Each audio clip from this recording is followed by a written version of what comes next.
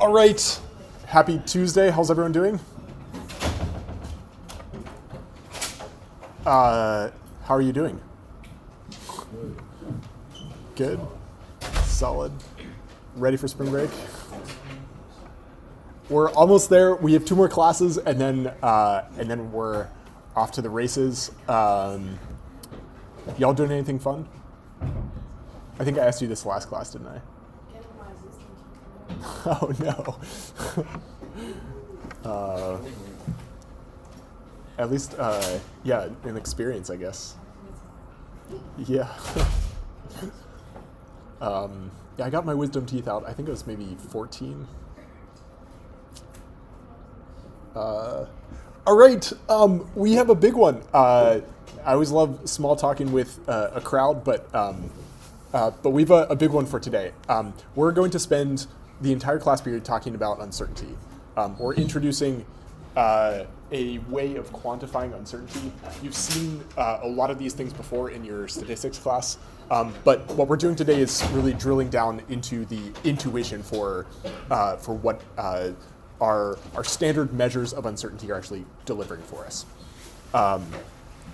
This is going to set us up for what we do next class, which is building our first statistical model. So we're actually going to go through and test a hypothesis using some of the core techniques we're developing. This is our first statistical model. You've seen it probably before, but not in the context of the kinds of things we're doing in this class. And we're going to get in deeper into the intuition for what we're doing. All right, so that's where we're going. Last class, we introduced this core idea with the central limit theorem, right? We said we can talk about random variables. Our data fundamentally is a draw of a random variable. We repeatedly draw from an underlying distribution, and that generates our data. We spent all of parts 1 and 2 trying to summarize what's in our data. This is data summarization, some of the core techniques. We talked through visualization and all of these kinds of things. So when we know the underlying random variable, we can make lots of claims about the structure of the data, right? We know the data, what's generating the data. We can see the data directly, but we can also make claims about the underlying random variable. In part 3.2, last class, we talked about this fundamental distinction between data and population. So we've spent all this time summarizing data, but our main questions are not typically about the data set itself. They're about something else that we wish to make claims about using the data.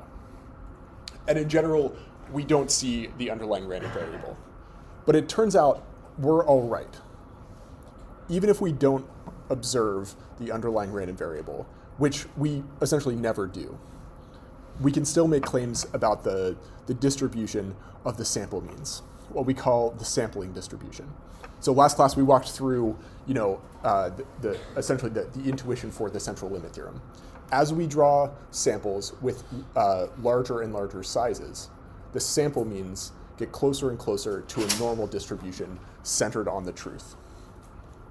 And the intuition was the extreme values. So drawing a sample with, many, many ones in it is much less likely when we have large samples. So extremes become less likely, pushing us closer and closer to an average that's close to the population mean. I've said this a couple of times, to me this is about as close to magic as we get in statistics, that this actually happens, and that we know exactly what the distribution of the sample means is. This is the building block we're going to build the rest of the semester on. This fact that we get this convergence towards a normal distribution through the central limit theorem, and we don't need to know the underlying population distribution. Truly magical. I've said it a million times. I will probably say it next class, and then the class after that, and so on. Are you convinced? Okay, I'll take that as a yes. So what we're doing today is answering some of the remaining questions, right? We have this idea of a central limit theorem. It's centered on the truth, but what if we don't actually know what the truth is? That's where we're going today. And we're going to get pretty close to building our first statistical model, although we're going to stop right on the doorstep. Okay, so thinking back to where we started this semester, we started this with this example of minimum wage. So as economists, one of the sort of the big debates historically has been whether the minimum wage is a good idea or not. And we walked through at the very beginning of this semester the very simplest model, not the only model, but the simplest model for what happens to employment when we raise the minimum wage. This is a question of theory. This is not something we can go out and observe. But what we can go out and observe is what happens when we raise the minimum wage in a particular context. So what Card and Kruger did is they went out in 1992 and measured how 331 restaurants changed their employment after the minimum wage went up in New Jersey. So they collected a sample from an underlying distribution that's drawn from essentially what happens when wages go up due to minimum wage raises. And what they found is that employment actually increased by this amount. So this is full-time equivalents. So they found that employment at these restaurants actually went up on average. And so to put this in the context we've just been talking about, this is our sample mean. This is 331 stores drawn from an underlying distribution, which we do not observe, which tells us whether employment goes up, goes down, or stays the same when we raise minimum wage. We can't observe it, but what we can observe is the sample mean. So this is the context. And the question we are interested in is essentially this one. How do we learn about the population mean if this is all we're observing? Like, how do we make claims about the population mean, which is unobservable to us, when the thing we're observing is just what we drew from these observations? Like, what if it's just by chance that we saw these things? That could happen, right? Definitely. So how do we make claims about the population when this is what we're seeing? And we still have not seen this. In fact, no one ever will. But we can observe this. Okay, so this is our main question. This is the kind of question we're going to be working on the rest of the semester with increasing levels of sophistication. But they're all fundamentally the same question. Sample, how do we get to a parameter for our model about the world? All right. So this is just a refresher. You're going to have to give me 5 lecture points again today. I'm just racking them up. I have these fancy little incremental things in the slides. For some reason, the interactive slides aren't working. So we're just gonna, there's no incremental, it's all just gonna be on screen all at once. So this is just what we did last time, right? We talked about the distribution of the sample mean, and basically any distribution you encounter in the real world, we're going to have the central limit theorem applying. Nearly any distribution follows, the distribution of the sample means from nearly any distribution follows a normal distribution centered on the population mean. So our samples are all sort of clustered around the true parameter. And they have a standard deviation, what we call the standard error. So the standard error is a very special kind of standard deviation, which is the standard deviation of the sampling distribution. This is the sampling distribution, this thing that the sample means are drawn from. So we have a normal distribution centered on the truth with this standard error as the variability in the sample means. Okay, and a couple of important results we talked through last time is we actually, basically the core idea here is that no matter what the underlying distribution is, the population, the sample mean will follow a known distribution, or it will at least get close. It approximates a known distribution. So if you're drawing from a very skewed distribution or a uniform distribution like we did with die rolls, whatever the case may be, you don't need to know what that distribution is, because the distribution of the sample means is a thing we know. And we just demonstrated this using simulation last time.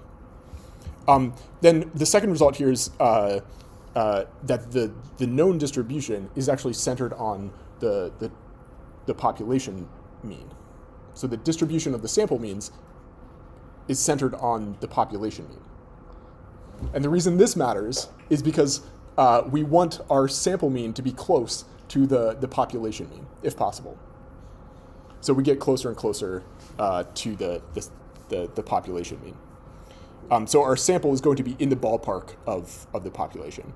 And then the last bit is when we increase our sample size, we get even increasingly better estimates for the population. So the standard error gets closer and closer, or gets smaller and smaller as the sample size gets larger. So the distance between the true population and our sample gets smaller and smaller as the sample gets larger. These are the three big ideas with the central limit theorem, as we introduced it last time. All right. So you'll have seen confidence intervals before, I imagine. You're coming from a statistics class. It may have been a while, and we're going to spend some time just thinking about what these confidence intervals are actually doing for us. When I saw this, I didn't understand the intuition. So what I'm trying to communicate to you today is the intuition for what confidence intervals are doing. You're going to have to use them in practice, and the interpretation is very easy to get wrong if you don't understand fundamentally what they're doing. So let's just spend a second thinking about this. Let's say, for now, that we know the population mean, mu, and we know sigma, so the standard deviation of the population. If we know these things, we don't even need to know the distribution. This is what the central limit theorem tells us. If we know the population parameters, but not the distribution, we know what the sample means are drawn from. So here's a question. With this sample size, what's the probability that X bar is within 2 standard errors of the population mean?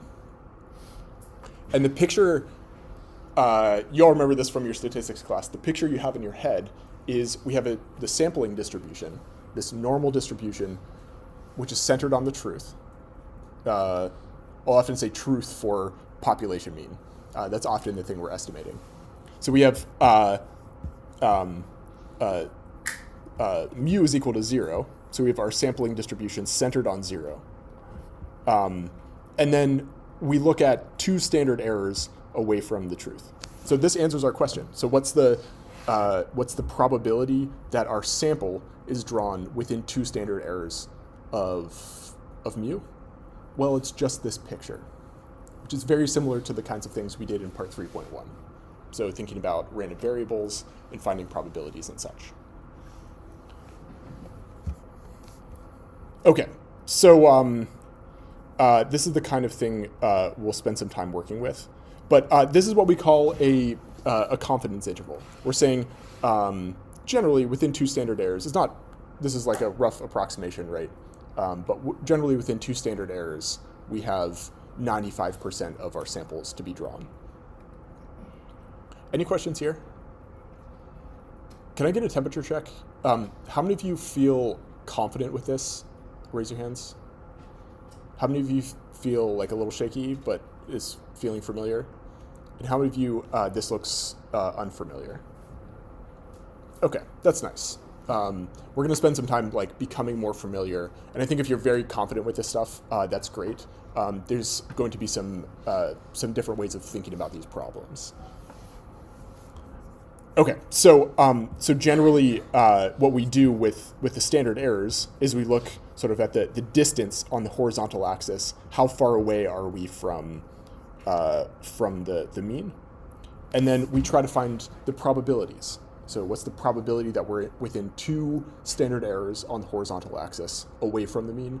The way we find that is just the area under the curve. So just like we were working with cumulative density functions last time, or 2 classes ago, we can find these probabilities. Okay, so nice. Let's work with a bit of an exercise. You all like exercises? Wrong answer. I'm going to give you lecture points for that. Let's see. You all want to take bets on whether the link is working? I just checked it right before class. So if this doesn't work, here we go. All right. So I'm no longer in the lead on lecture points. Essentially what we're going to do is try to construct some confidence intervals. So just to get ourselves thinking about these things, I want you to use these known parameters. So we know what mu is. It's going to be 0. And we know what sigma is. So the standard deviation of the population will be 9.8. We also have our sample size, which is 331. And then what we want to do is find the probability that x bar is closer than one standard error to sigma of 0. Sorry, mu of 0. And unfortunately, because my interactive slides, you've already given me 5 lecture points, so I don't get more for this. But the slides don't show you just the question without the code. What we're going to do is try to answer a set of questions here. The first question, and we're going to work our way towards that final question. The first question is, what's the standard error of the sample mean? So this requires knowing the definition for what I'm asking, like what's the standard error and how do we calculate it, and then also just calculating it. This will be our first question. We have a couple of them today.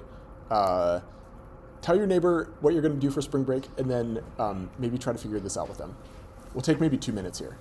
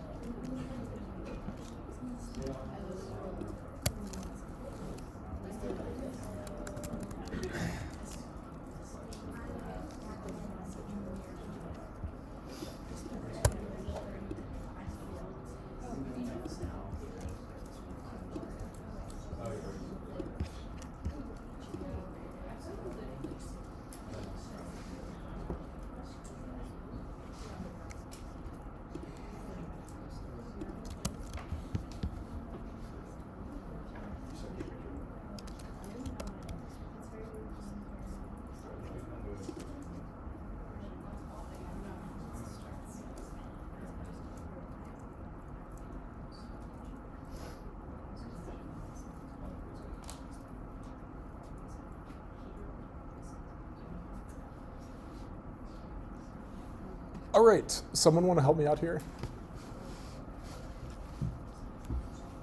How do we go about computing this standard error?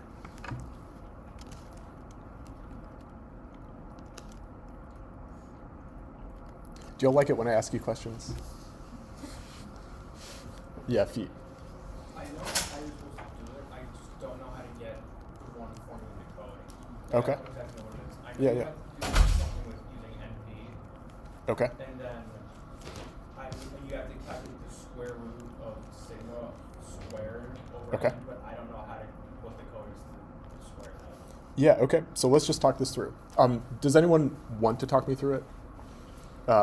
We have sort of a rough idea about the general procedure, which is great. Does someone want to talk me through how to do this? Can I show you?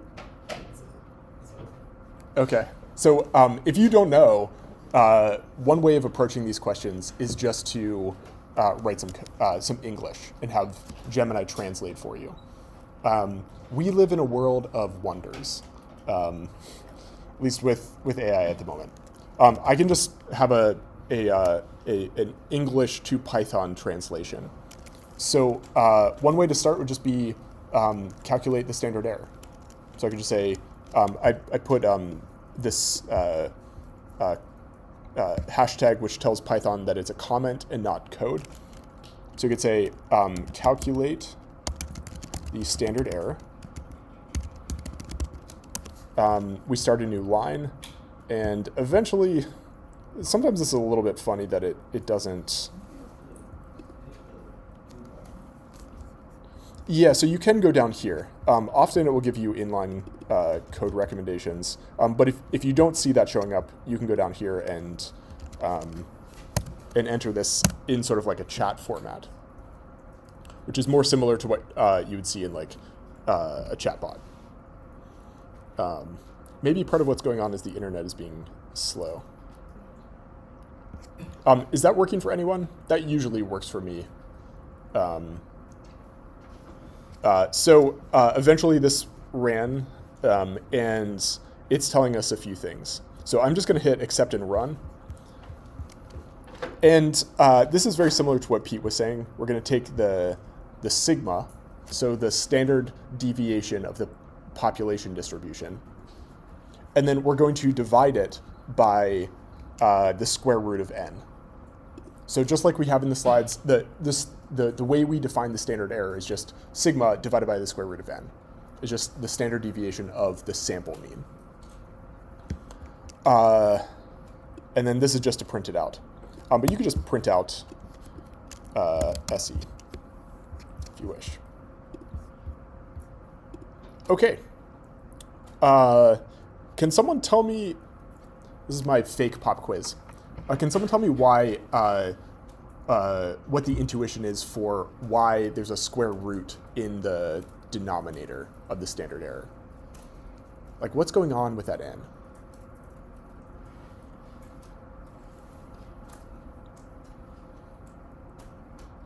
Yeah. It's like the variance divided by the sample, and then since it's the same as everywhere, it also that's sigma instead of sigma squared. Yeah. Yeah, so it's sort of related to this idea of taking the variance of x bar, which is the sum of x's divided by n, which is then the sum of the variances. So yeah, so we have n divided by n squared, and then cancels out. We take the square root, and then we get the square root of n. So yeah, very nice. What's maybe the intuition for why the standard error gets smaller as the sample size gets larger? So we have the square root of n is in the bottom of the fraction, right? So as n gets larger, the standard error gets smaller. What's going on there? Like, why is that happening? Devin? So you're getting closer and closer to like the population size, and the like larger your like sample is, the less error you have because you're getting more data overall. Yeah, so your sample's going up.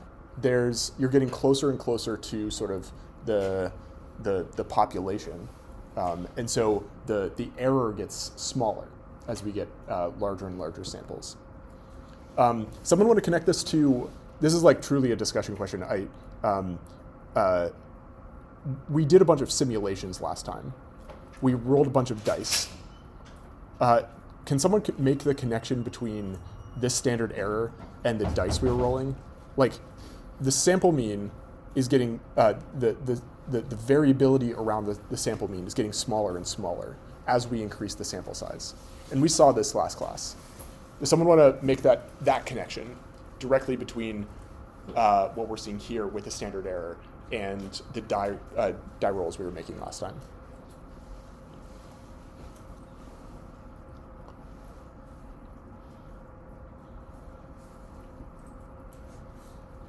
Can I do it for you? When we roll one die, the probability of seeing a 1 is just 1/6. When we roll 2 dice, the probability of seeing a 1, when we take the sample mean of 2 dice, is we need both of them to be 1. We need both dice to be exactly 1 with no uncertainty, right? We need two ones to get an average of 1. That can only happen with probability 1/6 for the first one, 1/6 for the second one. So it's 1/6 as likely to see 2 dice as 1 dice rolled as 1. So we've already lowered the probability of seeing extreme events when we take the average of 2 dice. So then when we increase the sample size, when n goes up, the probability of seeing a 1 just gets smaller and smaller. Extreme events, events that are very far from the sample, from the population mean, become increasingly less likely as the sample size goes up. Extreme events become less likely. And this square root of n is just encoding that idea in the standard error. All right, any questions here? Truly take this on board. This is one of the fundamental ideas in how we build statistical models. Okay, so nice. Next thing we're gonna do is try to find the probability that x bar falls within one standard error of mu. So this is a little bit more challenging. To answer this question, the way I would start is by building a little model. So I want a picture that helps me think through this problem. It will require thinking about the sampling distribution, and then actually using CDFs to calculate probabilities. So turn to your neighbor, maybe talk through what the picture is that you might have in your head to answer this question, and then we'll actually do this in code. We'll walk through the code. You can feel free to get started with the code if you like, but we'll do it together. Take a couple minutes here.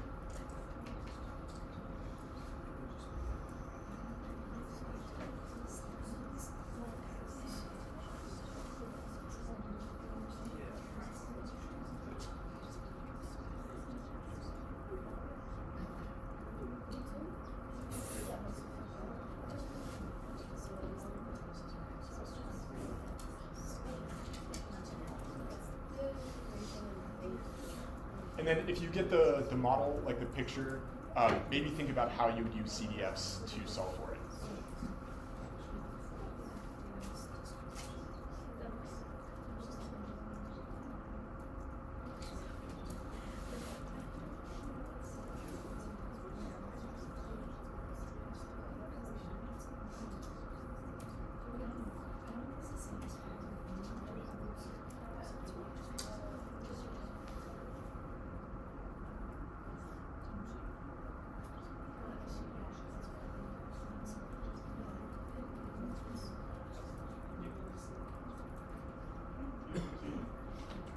Okay, someone want to help me out?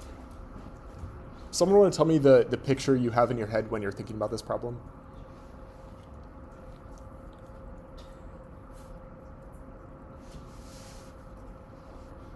Do you like when I ask you questions? Yeah. Okay.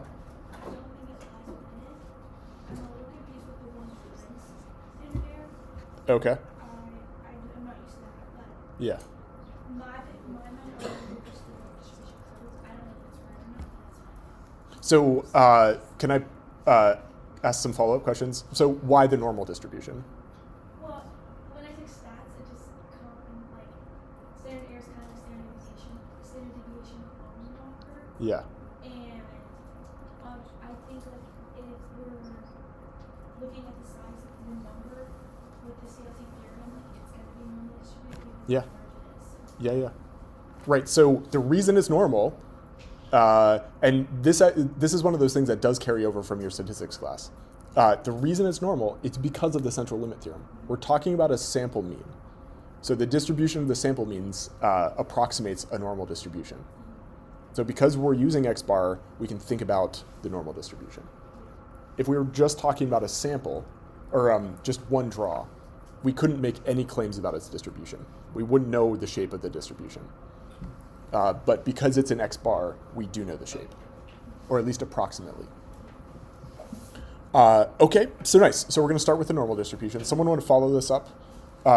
We're starting with the normal distribution because it's the sampling distribution. The sampling distribution is the normal distribution, or approximately. So then what's the picture that represents the probability? that sense, the sampling distribution, the normal bell curve is going to be centered at mu, so you can go plus minus 1 standard deviation. Nice. Like center areas. Nice. So we have a normal distribution. We have our classic like bell curve shape. And then what we're doing is finding one standard error within the middle of that distribution. So one standard error on one side, one standard error on the other. The terminology I hear a lot of you using is standard deviation, which is the standard error is the standard deviation, but specifically for the sampling distribution. So if you want to match what we're doing here to your statistics intuition, that's what this is. One standard deviation away from the middle. It's just the standard deviation is not the standard deviation of the population. It's the standard deviation of the sampling distribution. That's specifically what the standard error is. All right. So then someone want to follow this up? How do we then calculate this using CDFs?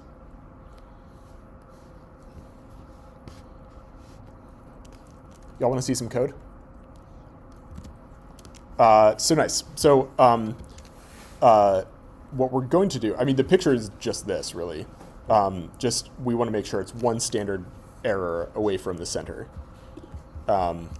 So here, we're just going to find the area up to one standard deviation above, and then subtract off one standard deviation below.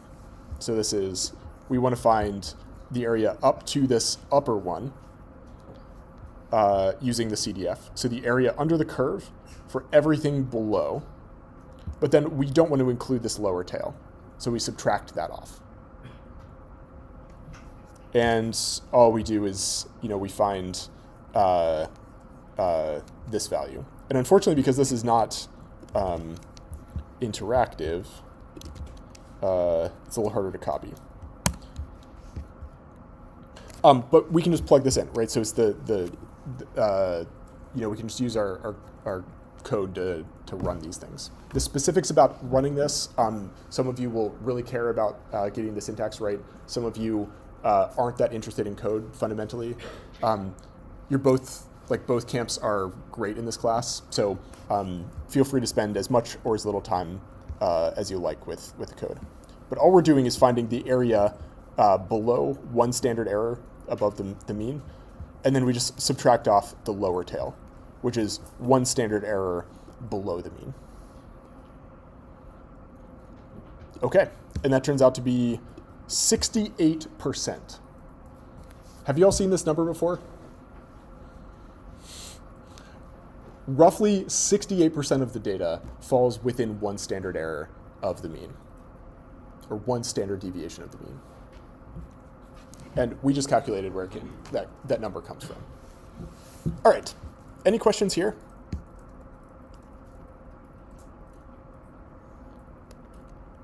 All right, some mechanics, yeah. Maureen. I put it into Gemini, and Gemini came up with something different. They just Okay. wrote this stats.CDF parentheses 1 minus stats.CDF -1, and it came up with the same answer. Yeah, so that's, I think, exactly what this is. So we have stats norm CDF mu plus 1 times the standard error.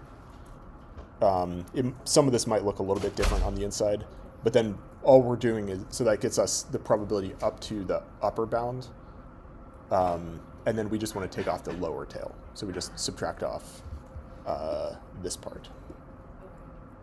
But this is also stats norm CDF. But instead of they just have it as 1, but it as Yeah, yep. In this case, I guess our mu is 0, so they may not have included that. Yeah. Any other questions? All right, so you don't need to check the back of your textbook anymore. You don't have to remember these specific numbers. We can just do it all with code. Okay, and if you want some extra practice, feel free to work on question 3. But for the sake of time, let's keep talking about some of the core ideas here. So the idea here when we draw a sample, right, we're taking our sample randomly from the sampling distribution. So we have that normal distribution that we're talking about, which is the sampling distribution. So every time we draw, we know what we're drawing from. Sometimes that's going to fall within our one standard error of the sample mean. In this case, the population mean. In this case, the population mean is 0. So what I've done here with this picture is drawn 100 samples from this distribution we're working with. And then I've constructed this 68% confidence interval. And all I've shown here, so I have the confidence interval around the mean, and then I've shown the samples, the sample means. So look at this. Can you examine this for a second? I've done 100 simulations. I've run 100 samples, plotted the confidence interval, and I've plotted the sample means. And when I've plotted the confidence interval on the vertical axis and the sample mean on the vertical axis, and then I've just run 100 different samples. What I've done is for when the sample mean falls within the confidence interval, I've plotted this as green. And when the sample falls outside of the confidence interval, I've plotted this as red. So you can easily see which sample means are contained within the confidence interval and which are not. What are some of the things you notice here? Like, is our confidence interval containing, first off, maybe easy question. Is it containing all the data? No, I was going to say some of the means are really far from the middle line. So, yeah, our confidence intervals are definitely not containing all of our data, and some of them are even very far from the middle, very far outside of the confidence intervals. Yeah, very nice. What are some other observations here?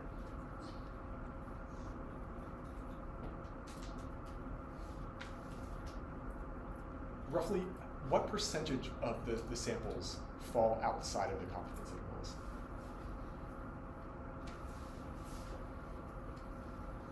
If you were just to eyeball it. Pete? It's like a third. Roughly a third, maybe?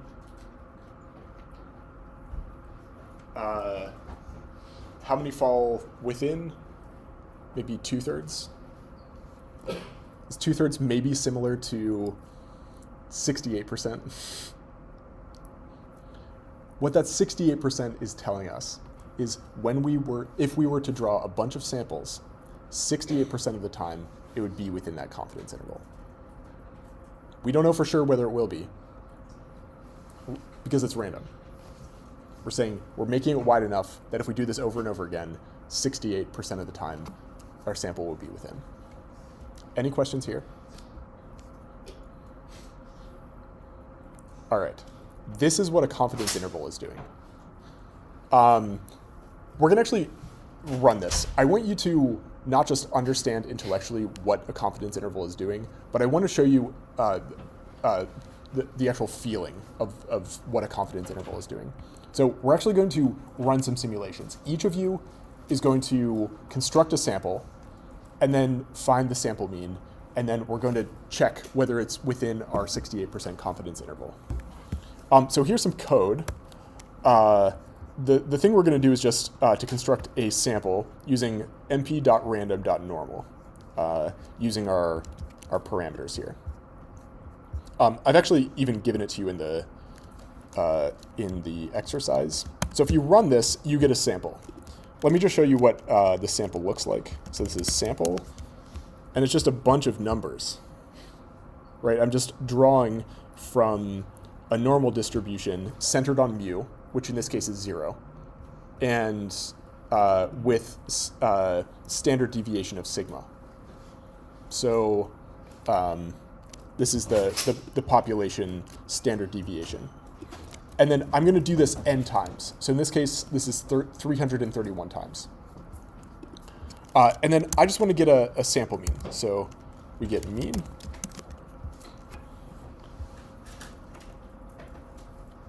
And this is my sample mean. So what I want each of you to do is calculate your own sample mean, and then you're going to check whether it's in one standard error of 0. So in this case, I have my sample mean. Each time I run it, it's going to be a different number. And then each of you are going to check whether it's within one standard error of mu. Okay, so we'll take about a minute here, check with your neighbor about your result, and then check whether your result falls within one standard error of 0.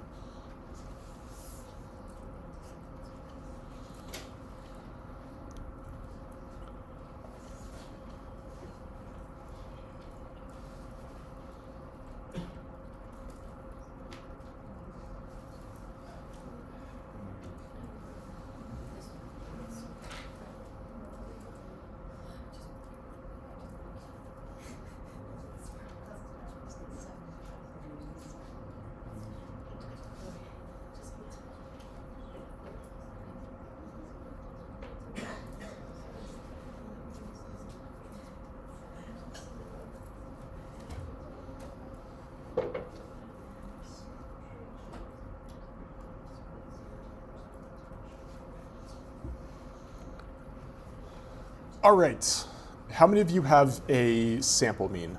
Hands up. And how many of you have an answer for whether it's in one standard error of the population mean? Okay, should we walk through this together? So I have my sample mean. I want to find the 1 sigma confidence interval, so our 68th percentile. So the way I'm going to do this, I'm just going to find standard error above and standard error below. So I'm going to find, let's just make a little bracket here. Let's say negative SE and then positive SE, which just gives me the upper number and then the lower number. And then I'm just going to check whether this number falls between those two numbers. So in this case, it doesn't. Negative 0.599 is below this number. So my sample actually falls outside of one standard error away from the mean. Any questions here?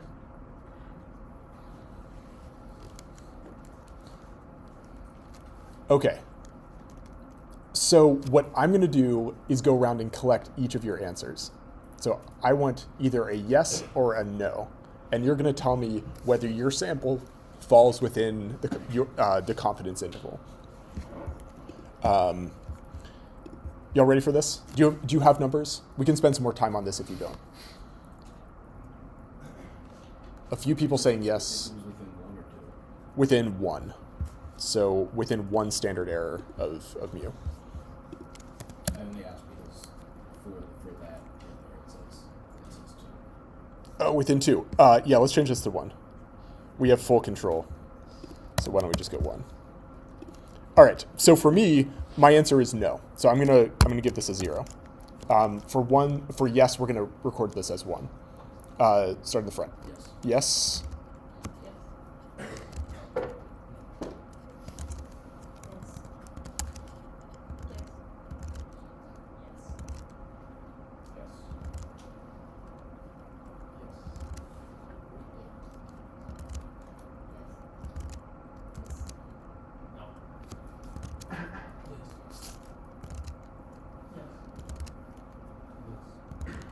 Also, look at this.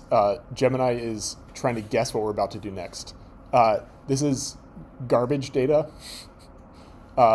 This is one of the things LLMs will do, is just give you fake stuff, including this. Yes. Yes. No.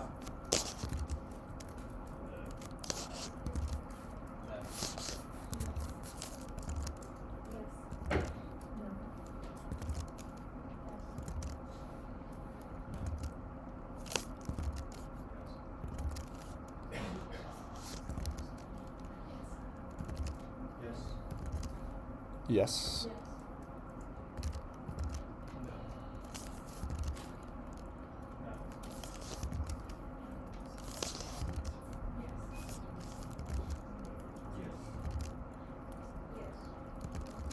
Okay, so I have everyone's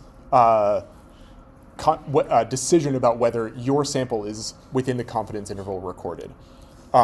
If this, like theoretically, this should be very close on average to 68%. So these are class results. I'm just going to find the average of this. So np.mean of class results. And look at that. We're right on the money. We're like off by less than 2. So on average, 70% of you are within the confidence interval and 30 are outside. So this is the feeling of what a confidence interval is doing. You pick a number, you check whether it falls within the confidence interval, and it's not guaranteed to fall within the confidence interval. Any questions about this? So you can just report this in the exercise. There's not a whole lot more to the exercise we're actually simulating in class. But we have quite a bit more to do. This is the idea of what confidence intervals are doing. It sort of quantifies randomness.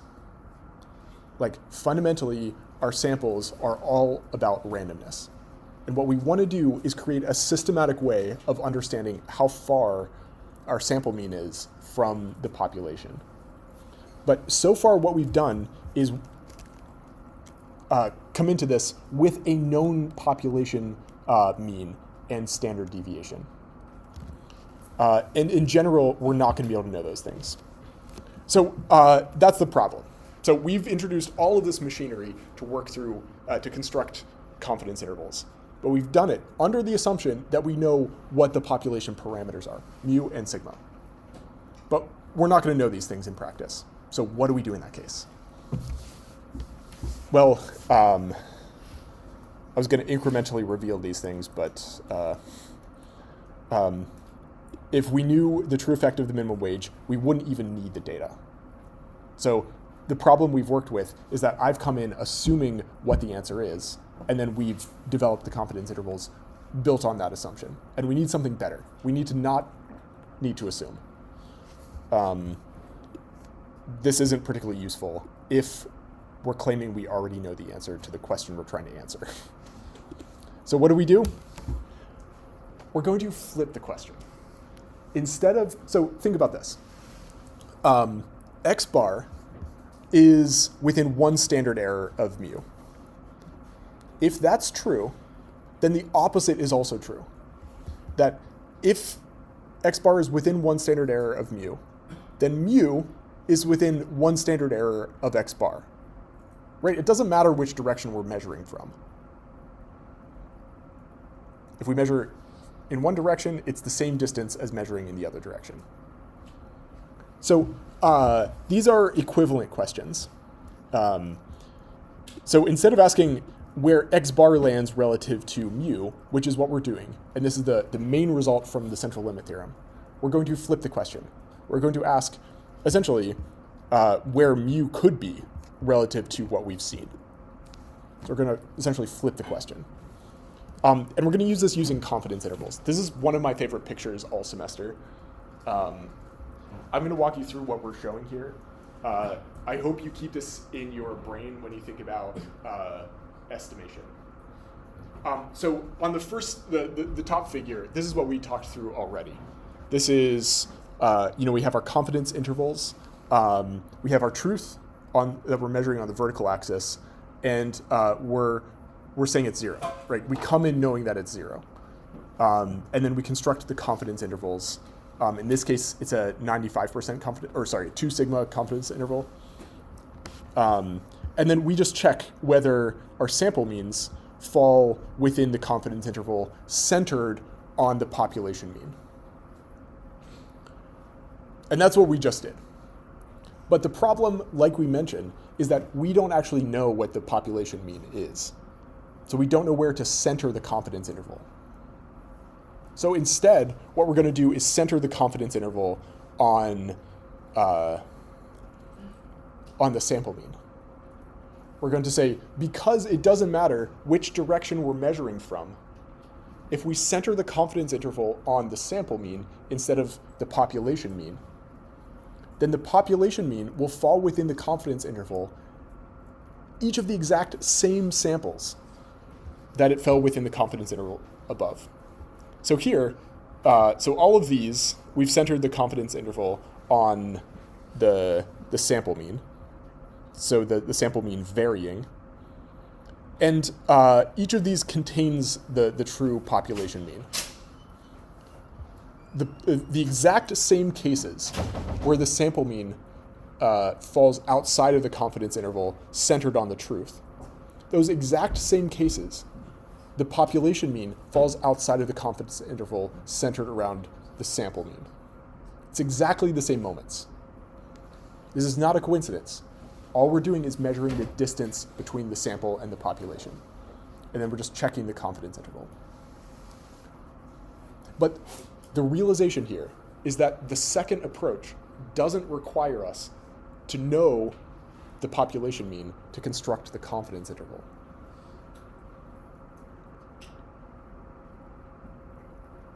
Let me just let that sit. This second approach is mathematically equivalent to the first one, except we don't need to know where the population mean is to construct the confidence interval. So we've essentially just dug ourselves out of a really big hole, right? A big problem. We come into this without knowing what the truth is. How do we construct our confidence intervals? Well, it's mathematically identical if we just construct it around the sample mean. Okay, any questions here? So we just flipped the center point. We're constructing our confidence intervals around the sample mean. It changes a bit the interpretation of what the confidence interval is doing, but mathematically, these two are identical. Every time, they both hit the same way. Okay, so going back to our New Jersey example, this is coming straight from the paper. What they observed was a sample mean of positive 0.59, and their sample size is 301. So this essentially, employment goes up in New Jersey by a little bit after the minimum wage goes into place. So employment goes up, which sort of directionally is opposite to what we would expect according to the simple theory. And the observation here is that they drew only one sample. When they drew their sample, they had an X bar, and they were checking, they were constructing a confidence interval. So it was X bar plus or minus, so here we're going to construct two standard errors. This was their standard error, this was the sample mean, and this is the confidence interval they constructed. So what we're going to do is ask this question, which is the truth within this interval? Do y'all know the answer to this? We're interested in the impact of minimum wage, which is mu in this case. We don't know what it is. We've constructed our roughly 95% confidence interval here. Is mu within this confidence interval? Tell your neighbor what you think. This is a big question. I want you to sort of spend a second sort of trying to dissect this with your neighbor. Is the true population mean within this interval that Card-Kruger constructed?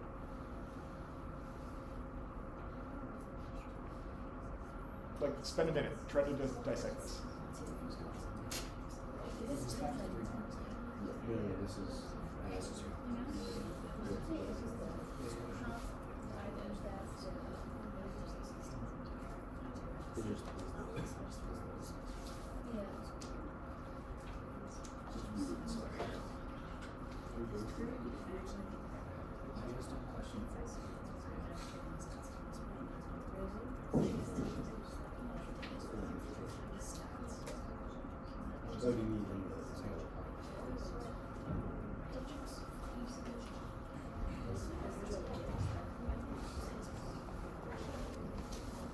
Okay, Do y'all have some answers? Is mu within this confidence interval?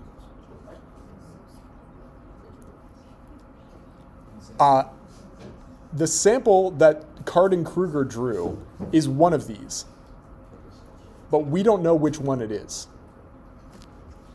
The sample moves around, and it's centered on the truth, whatever that is. In this case, we're assuming it's 0. But if we center it on the truth, 95% of the time, when we construct this confidence interval, I mean, each time it's going to move. The confidence interval will move every time, simply because the sample is different. And each time it moves, we would say 95% of those draws will contain the truth. But we don't know which one it is. We don't know if it's this one or if it's this one. We don't know which one it is. So what we say in this case is our 95% confidence is about the procedure we use to construct the confidence interval. It's not specifically about the numbers that we've constructed. The numbers will change every time we run this. Each one of these 100 samples I've shown you here has a different confidence interval. Every time you redraw, you're going to get a different confidence interval, and that's okay. 95% confidence is not about the specific confidence interval. It's about the method we use to construct it. The confidence is in the method. It's not the specific interval that we estimate. Okay. Any questions about this? This is a big idea, and this is, I think, very misunderstood most of the time. The confidence interval we're constructing we're not guaranteeing that it's in that interval 95% of the time, because the interval itself will move. Our confidence is in the procedure we use to generate the confidence interval. 95% of the time, our confidence interval, whatever it is, will contain the truth. All right, any questions here? I already asked you that and you said no, so why did I ask again? I'm not sure. I think this is pretty interesting stuff. Everything we've done though is under the assumption that we know what sigma is. How do we construct the standard error? We use sigma. So we've sort of progressively eliminated each of the things we have to know, right? First, we no longer need to know the shape of the population distribution. We needed to know the population mean. We get rid of the shape from the central limit theorem. Then we said, well, we can just flip the center point of the confidence interval to be centered on the sample mean and not the population mean, which tells us we no longer need to know mu.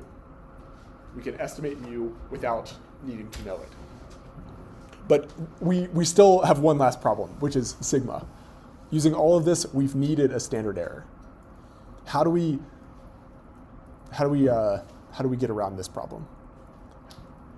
Remember, sigma is coming from the population, and we need to develop a system where we don't use the population parameters at all, because those are the things we're trying to understand.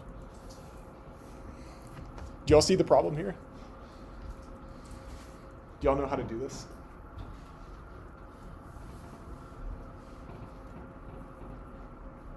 So I want you to sit with this problem. I guess I've shown you all of the lines here.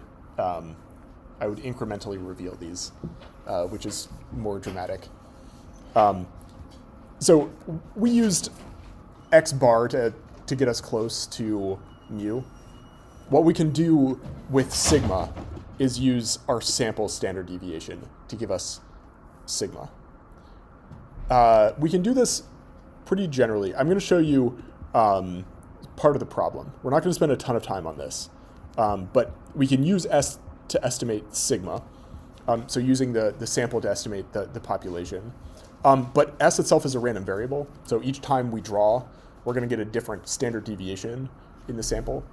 So there's variability in X bar, but there's also variability in the sample standard deviation. So we need to account for that somehow. So we're introducing a new source of uncertainty. Let's say instead of sampling 331 restaurants, we just sampled 15. This is just a figure showing how close this sample standard deviation would be to the population standard deviation if we used 15 restaurants. So I'm just sampling this 1,000 times and just plotting a histogram. This is, we're assuming this to be the true parameter.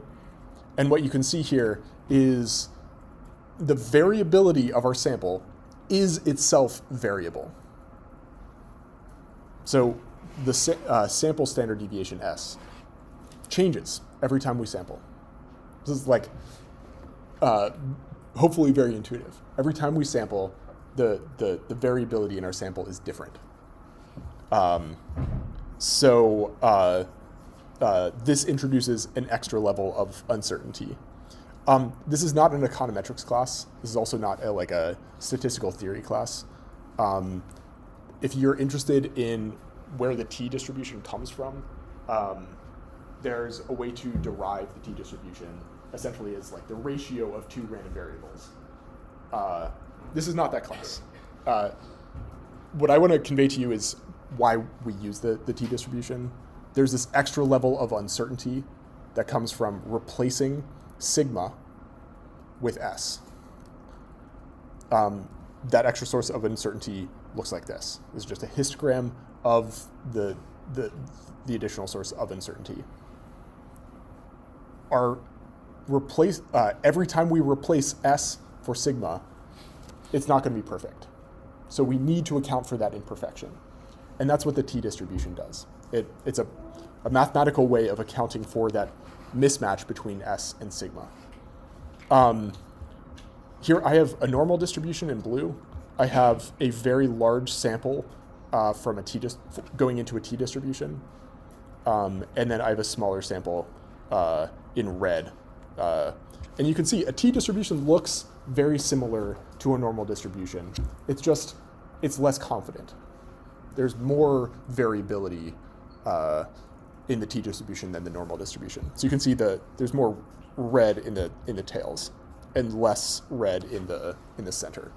And that's because every time we take a new sample, if we have sampling uncertainty from X bar and sampling uncertainty from S, we're even less confident than we were before. So we need to account for that.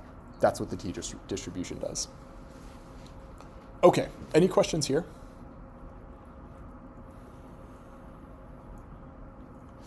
So what have we done? We've replaced the need to know the shape of the population distribution with the central limit theorem.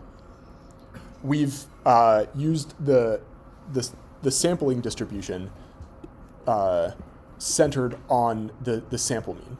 So we're centering the sampling distribution on the sample mean.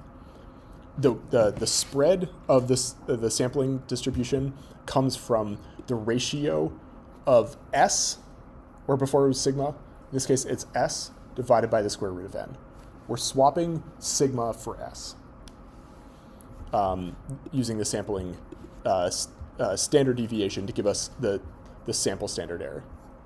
And then the shape of the distribution is, now because we're using S instead of T, is the T distribution with n minus 1, what we call degrees of freedom, just a way of talking about the spread, how spread out it is.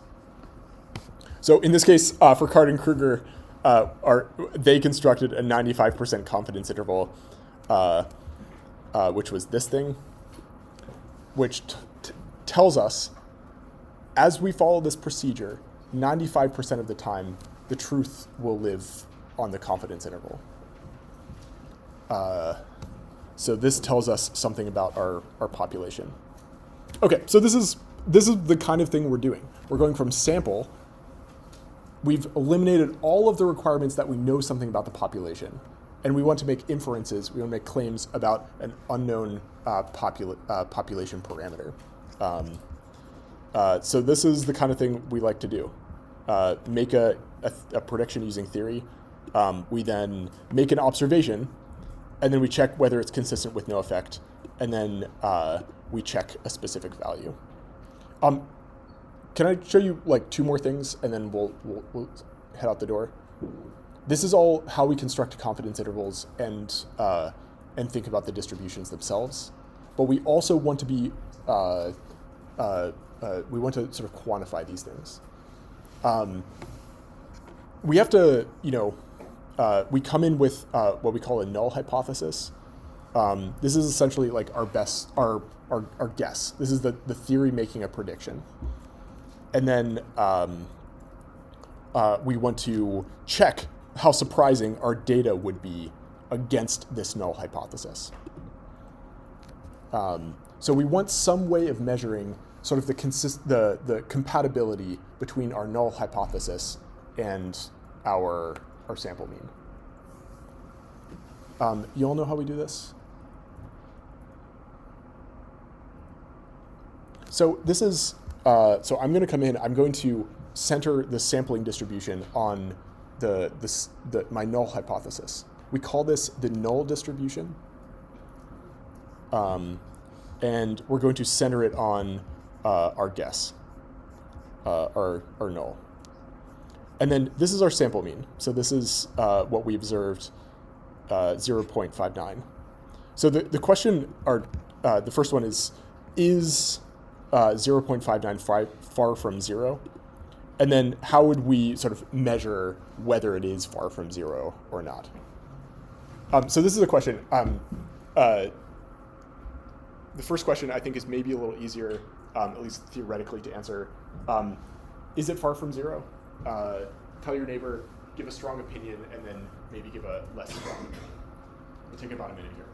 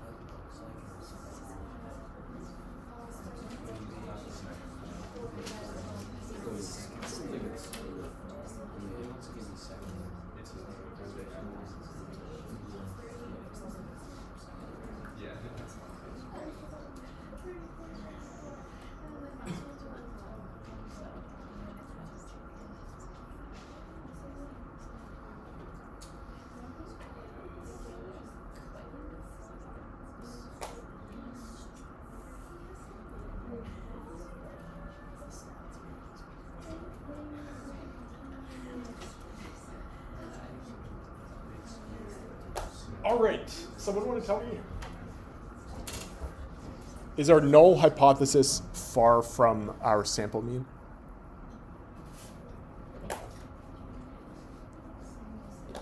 If I'm claiming there's no effect of the minimum wage, is that consistent with what we're seeing? Get a lot of people saying no. Someone want to support that claim?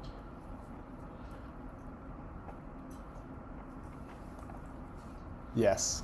Well, just looking at the line is, if you kind of picture where we have like our breakpoints in like 68%,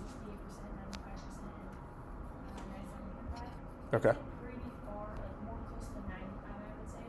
Okay. Should be like, when you put in percentage like that, like yes, like 0.59 is not like crazy far from 0, but like Yeah. in this like, I guess how it's showing the like the numbers of like what is close to it, it seems a bit far. Okay. So yeah, maybe it seems pretty far, just horizontally. Maybe we're like referencing some of the shape of the curve of the distribution. Yeah. What are some other ways of thinking about this?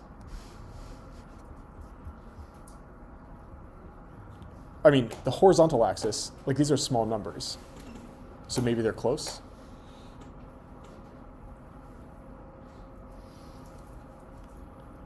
So the last thing we're going to do is talk about, I think we have time. So confidence intervals are nice, but they're inflexible, right? We need to come in with a predefined number. A more flexible approach is just to measure sort of how far away in kind of probability terms the sample is from our null hypothesis. And all we're going to do is just quantify the level of surprise. So we're going to say, what's the probability that we see something as surprising, as far away from our sample as what we do, or sorry, as far away from our null hypothesis as we see in our sample. What's the probability we see something that extreme or more extreme? This is our standard way of measuring how sort of compatible our null hypothesis is with our sample. And this is what we call the p-value. You've all seen p-values before, but this is sort of the picture for what they're doing. We're drawing a sample, and then we're checking how compatible it is with our null hypothesis, just by looking at the area in the tails beyond our sample. And we look at both sides.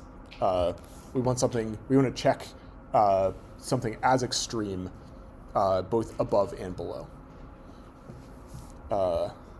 In this case, it turns out to be 0.28. So if we were to take 100 samples, or like 1,000 samples, 28% of them coming from our null hypothesis would see something this extreme. So someone tell me, is this evidence in support or against our null hypothesis?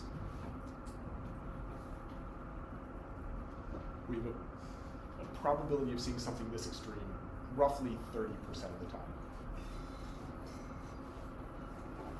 You gonna tell your neighbor?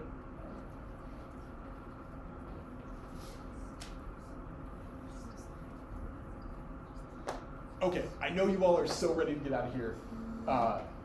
Tell your neighbor whether this is generally evidence in favor of or against our null hypothesis. Do you feel surprised if you're thinking from the perspective of the null, or do you not?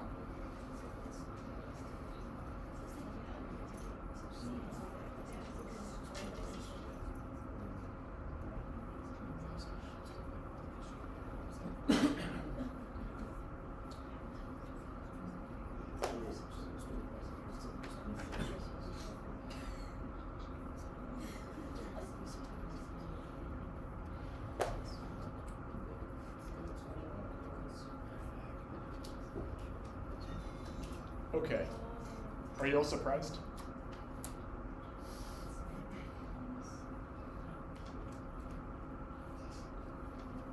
Well, if 30% of the time we're getting something this extreme, that tells us something, right? This is not a very extreme event.